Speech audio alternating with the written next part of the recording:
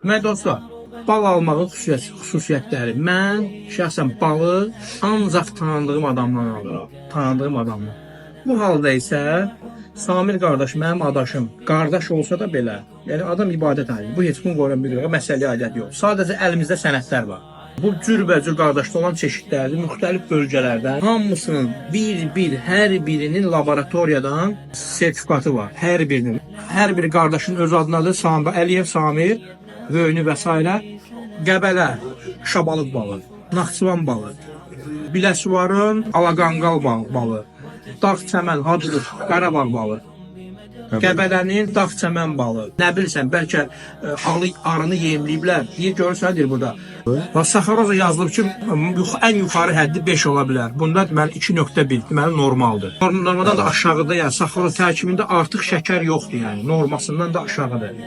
Şamaxının Dağ Çəmən balı və Tuğ dağının, Qarabağ, Tuğ Dağ Çəmən.